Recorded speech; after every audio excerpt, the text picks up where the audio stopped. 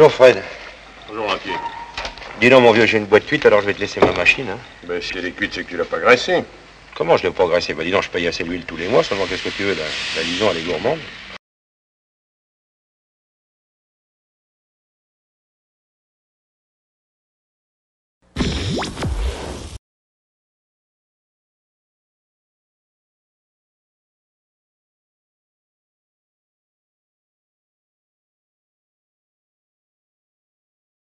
Bonjour, bienvenue sur la construction du réseau de Wissenheim et de son extension. Vous avez été nombreux à mettre des commentaires sur la vidéo de la GRG de la 68000. Et donc du coup, je voudrais revenir sur quelques notions en fait de base. Dans nos modèles réduits, nous avons des moteurs qui sont ensuite, après, réductés pour pouvoir entraîner les roues de nos modèles.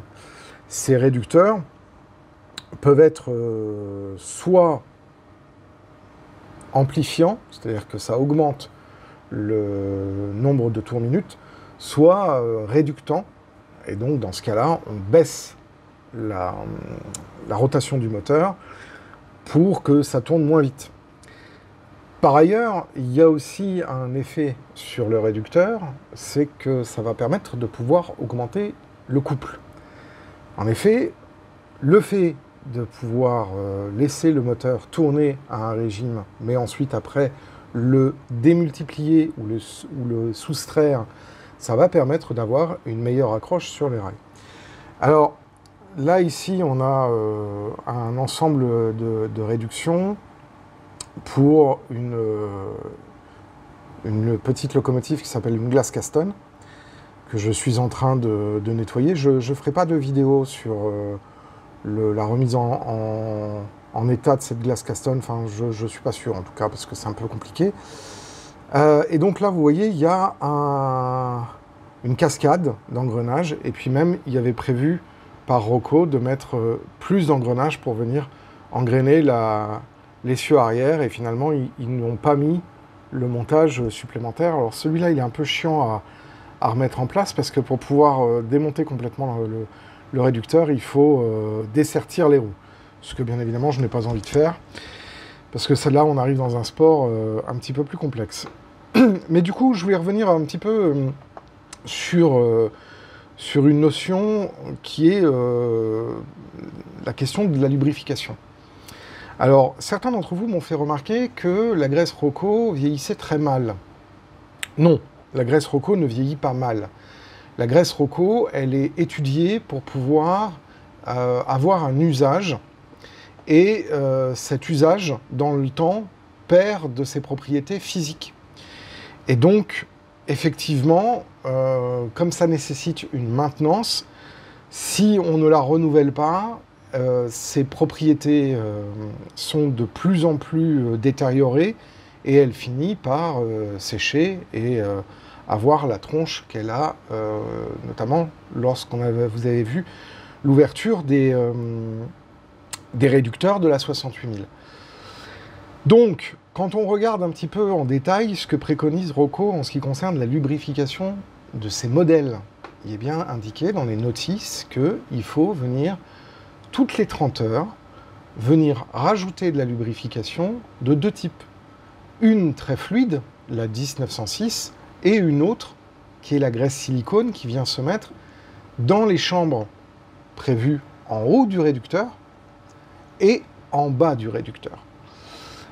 Pourquoi? Parce que quand on va venir rajouter cette huile, par l'effet de rotation du moteur, on n'a pas besoin de faire un rodage pour ça, on vient simplement mettre une pichenette en haut, une pichenette en bas, et on fait rouler l'engin. À ce moment-là, on va avoir l'huile fraîche qui va revenir dans les chambres de réserve, et qui va permettre la translation de l'huile en fonction, de la graisse plutôt, en fonction de la rotation du moteur.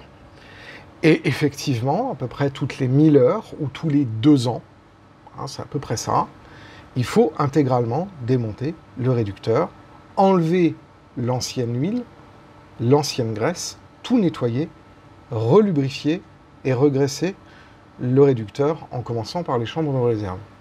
Alors les chambres de réserve, elles servent à quoi? Elles servent en fait à accumuler de la graisse et en fonction de la rotation du pignon ou de la cascade d'engrenage, de venir ponctionner de la graisse de la chambre de réserve pour venir lubrifier l'ensemble des dents de la cascade d'engrenage. Donc ces chambres de réserve, elles ont un rôle de va-et-vient. C'est-à-dire que quand vous mettez de la graisse par le dessus du réducteur, ça va venir descendre et ça va venir s'accumuler dans les chambres de réserve. Et au fur et à mesure du fonctionnement de votre locomotive, la chambre de réserve va venir fournir de la graisse à l'ensemble du réducteur.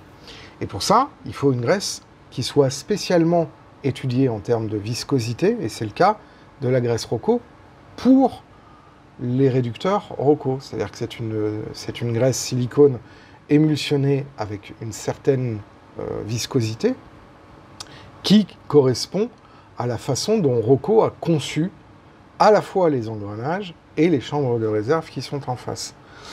Donc, quand j'entends dire, ou je lis, moi j'utilise jamais la graisse Rocco parce que la graisse Rocco vieillit mal, non, la graisse Rocco est prévue pour un usage, l'usage qui a été conçu par rapport au réducteur, et je vous mets une petite séquence juste après que je commente pour vous montrer un petit peu ce que c'est en fait le principe de la réduction. Ça vient d'un film promotionnel pour les 40 ans de Rocco, donc ça commence à dater un peu, parce que maintenant on est un peu plus que 40 ans.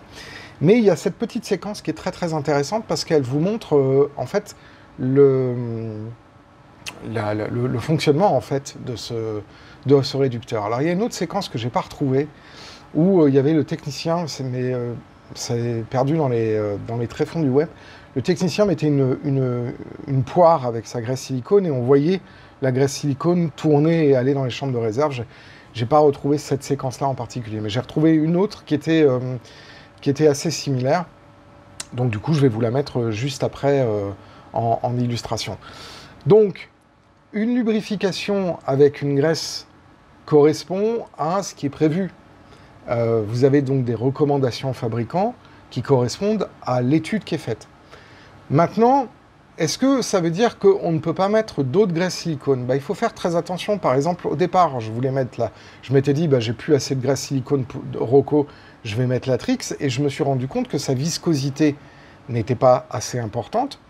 Et donc, du coup, en tournant, les chambres de réserve se seraient vidées trop vite sur les pignons, qui au passage auraient ramassé toutes les poussières possibles et imaginables, mais elles se seraient vidées. Et donc, on se serait retrouvé avec un réducteur sec très rapidement, parce que les chambres de réserve, n'ayant pas la graisse suffisamment visqueuse, ne feraient aucun effet, n'aurait aucun effet sur le bon fonctionnement du réducteur. Donc, quand on utilise une graisse conseillée et vendue par un fabricant, en règle générale, c'est parce que ça correspond à ce qu'il a prévu. Je vous montrerai ce qu'il en est quand je ferai la maintenance des 20 heures de la 241A Trix. Et là, effectivement, je viendrai rajouter de la graisse Trix dans le réducteur prévu à cet effet qui, je le suppose, a un autre dispositif en ce qui concerne l'accumulation de lubrification pour maintenir le réducteur pendant les 20 heures parfaitement lubrifié. Voilà. Donc, le principe, il est simple. On met une lubrification dans la fenêtre au-dessus, une petite noix. On fait tourner le moteur assez lentement.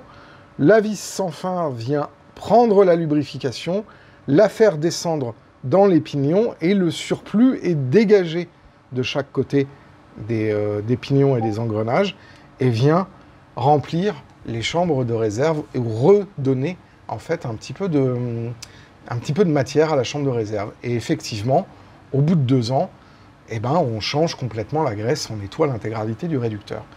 Quand une locomotive est restée très longtemps dans sa boîte et qu'elle n'a pas bougé, la graisse silicone va, et ça c'est une propriété qui n'est pas uniquement due à la graisse silicone Rocco, mais elle va se dissocier, c'est-à-dire que Elle était émulsionnée à la base, mais elle va d'un côté suer, transpirer son huile, et de l'autre côté, le silicone va avoir tendance à sécher.